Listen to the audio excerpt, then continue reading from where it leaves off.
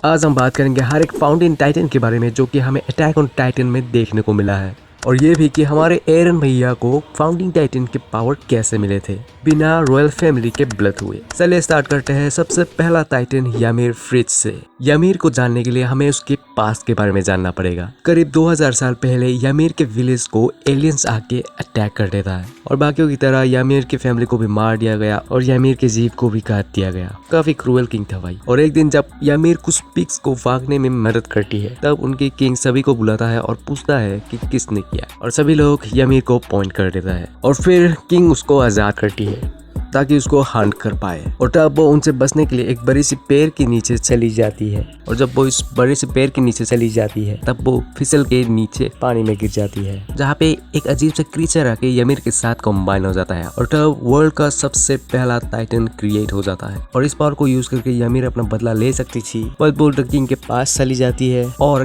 King उसको use करते हैं अपने वार्स में, और इसके वजह से किंग उसको अपना रखेल बना लेती है। और यामीर के 3 बच्चे होते हैं, मारिया, रोज और सेना। और 13 साल बाद जब किंग का एक सिपाही किंग पे अटैक कर देता है तब यामीर उसके आगे आके खुद इंजोर हो जाती है, और ये सब किंग के आंखों के सामने होने के बाद भी किंग कोई इमोशन नहीं दिखाता। और क्योंकि किंग नहीं चाहता था कि टाइटन का पावर चला जाए तो वो उसके बच्चे को ऑर्डर करता है कि वो उसके मदर की बॉडी को खा जाए, और जब उन तीनों का भी टाइम चला जाए तब उनके बच्चे भी उनको खाए ताकि टाइटन्स का ब्लड लाइन बना रहे और एलियंस की फैमिली हमेशा रूल कर पाए। किंग के तीनों बेटियों को पावर्स तो मिल जाता है, पर उनमें से असली फाउंडिंग टाइटन का पावर सिर्फ एक को ही मिलती है, और ऐसे ही फाउंडिंग टाइटन का पावर पास डाउन होता रहा। और जितने भी टाइटन आए वो यामीर के पावर में से कुछ % ही यूज कर पाता था, और जब यामीर का डेथ हो जाता है तो वो अजीब सा वर्ल्ड में चली जाती है जहाँ पे वो अपने हाथों से सारे टाइटन्स को बनाती है। एक टाइटन्स को बनाने में तो सालों लग जाते हैं, पर उस वर्ल्ड में सालों का समय रियल वर्ल्ड में कुछ सेकंड्स का ही होता है। और फिर पावर पास डाउन होते होते कार्ल फ्रिज को मिलता है, और यही बंदा है जिसकी वजह से स्टोरी शुरू हुआ। कार्ल फ्रिज फैमिली का 145th किंग बना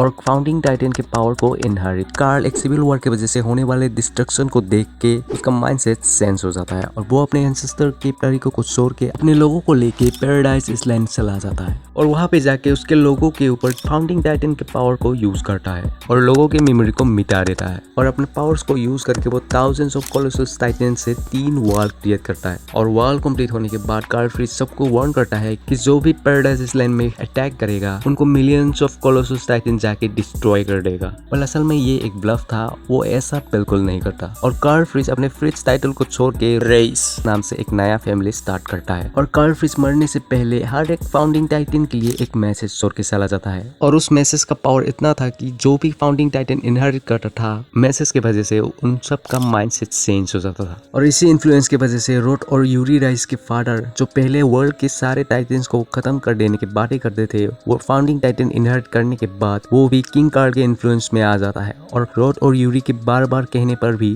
उसके फादर कोई भी एक्शन नहीं लेता था, और उनके पूछने पर भी उसके फादर साइलेंट ही रहता था। फिर उसके बेटे को फाउंडिंग टाइटन के पावर को इनहेरिट करने का टाइम आ जाता है, और वो डिसाइड करता है कि यूरी फाउंडिंग टाइटन के पावर को इनहेरिट करेगा और टाइटन्स को खत्म कर देगा। पर जब यूरी फाउंडिंग टाइटन के पावर को इनहेरिट करता है तो रोड उसके आंखों में देख के समझ जाता है कि बाजी बदल लिया साला। और उसके बाद जब किनी अकरमैन किंग को असैसिनेट करने आता है तब उसको पता चलता है कि यूरी रेस ही असली किंग है, और तब वो यूरी को मारने के लिए निकल पड़ता है। और जब यूरी उसको टाइटन फॉर्म में आके उसको पकड़ लेता है वो तब भी हार नहीं मानता और उसकी तरफ एक नाइफ फेंक के उस पे गन तान देता है। पर यूरी उसको अपने टाइटन पावर से खत्म करने के बजाय वो उससे माफी मांगता है कि उसकी वजह से केनी की फैमिली मारा गया। तब केनी ये देख के सरप्राइज हो जाता है कि उसके जैसे स्ट्रॉन्ग बीइंग उससे माफी मांग रहा है, और ये देखने के बाद केनी उसका एक बॉडीगार्ड और एक अच्छा फ्रेंड बन जाता है। फिर जब फ्रेडा राइस जो कि रोड राइस का डॉटर होता है वो 15 साल की हो जाती है, और तब उसको उसके अंकल के बारे में पता चलती है कि वो एक फाउंडिंग टाइटन को पोजेस करता है, और क्योंकि उसके अंकल मरने वाले थे ड्यू टू ओल्ड एज, तब फ्रेडा नेक्स्ट फाउंडिंग टाइटन बनने को वॉलंटियर करती है ताकि वो बाहर के टाइटन्स को खत्म कर पाए। फिर जब फ्रेया को फाउंडिंग टाइटन का पावर मिलती है तब उसको सारी बातें पता चलती है कैसे किंग कार्ल फ्रिज ने ये सब शुरू किया, और बाकियों की तरह फ्रेदा भी सेम आइडियोलॉजी इनहेरिट कर लेता है। फिर एक दिन जब ग्रेसा येकर उनके रिचुअल वाले प्लेस में आके फ्रेडा को टाइटन से ह्यूमंस को बचाने को रिक्वेस्ट करता है तब फ्रेदा लगभग मान नहीं जाती है, बट अचानक उसके माइंड को फोर्स करके चेंज कर दिया जाता है, और तब वो ग्रेसा से फाइट करने लगती है। और फिर फ्रेडा की फैमिली ग्रेसा को मार डालने को कहता है, और तब एरन उसके फादर कान में जाके बोलता है, दुनिया के खेल से थोड़ा संभल कर चलना मेरा भाई, क्योंकि यहाँ पर खेल खेल में खेल हो जाता है। एंड देन फ्रेडा टाइटन में फॉर्म हो जाता है और ग्रेसा भी अटैक टाइटन में ट्रांसफॉर्म हो जाता है। और क्योंकि फ्रेडा को फाइट करने में एक्सपीरियंस नहीं था तो ग्रेसा उसको हरा के खा जाती है और उसके बाकी फैमिलियों को भी मार देता है except one guy Roth Rice. But wait, Freda Rice तक तो ठीक था, ग्रेसा येगर कहाँ से गया भाई? वेल, ग्रेसा येगर के बारे में हमें बिल्कुल पता नहीं था कि वो कौन था, बट ये हमें बाद में पता चलता है कि वो कितना जरूरी कैरेक्टर था अटैक ऑन टाइटन के स्टोरी में। ग्रेसा अपने ही पहले बेटे जेक से एक्सपोज होने के बाद उसको पैराडाइज आइसलैंड में प्योर टाइटन में ट्रांसफॉर्म होने के लिए भेज दिया जाता है और जब उसको वॉल से फेंक देने ही वाला आता है तब आउल आके उसको बचा लेता है और उसको वो रिवील करता है कि वो एक अटैक टाइटन है और वो एक सीक्रेट मिशन में है। एंड देन क्योंकि उसको 13 साल हो गया था टाइटन फॉर्म में तो वो ग्रेसा को नेक्स्ट अटैक टाइटन बनने को ऑफर करता है और वो ग्रेसा को फाउंडिंग टाइटन को हासिल करने का भी मिशन दे देता है। और उसके बाद ग्रेसा वॉल के अंदर चला जाता है और एक डॉक्टर बन जाता है जहाँ पे वो काम करते करते फाउंडिंग टाइटन के बारे में पता लगाता है और वहीं पे वो शादी भी कर लेता है और उनको एक बच्चा भी होता है जिसका नाम वो लोग एरन रखते हैं।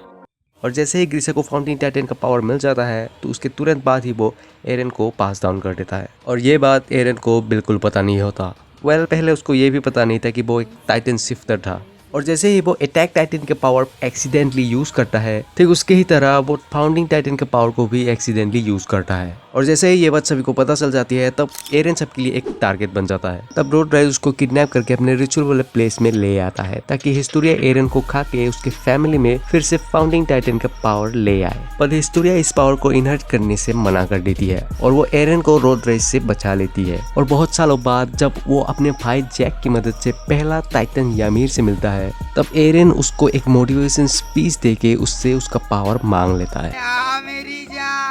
और तभी यामीर एरन को अपने पूरा पावर दे देती है। और जैसे ही एरन इस पावर को हासिल कर लेता है तब वो पूरे वर्ल्ड के टाइटन्स को लेके अपना रैम्बलिंग शुरू कर देता है और फाउंडिंग टाइटन की मदद से वो पूरे वर्ल्ड के साथ वार डिक्लेयर कर देता है। बाय फार एरन का टाइटन हिस्ट्री का सबसे बड़ा टाइटन बना, इतना बड़ा कि कोलोसस टाइटन भी उसके सामने छोटा लगता है और वो इसके साथ काफी पावर गेन करता है और उनमें से एक का नाम है समन। इस पावर की मदद से जितने भी प्रीवियस टाइटन थे उन सबको अपने बॉडी से क्रिएट कर सकता है, जो कि हमें पार्ट 3 के मूवी में देखने को मिला है। एरन प्लेन्स के ऊपर अटैक करने के लिए कैसे जेक का टाइटन अपने बॉडी से क्रिएट कर लेता है। और अगर आपने अभी तक उस मूवी को नहीं देखा है तो लिंक डिस्क्रिप्शन में है, जाके देख लो। आज के लिए इतने ही, चले मिलते हैं नेक्स्ट वीडियो पे।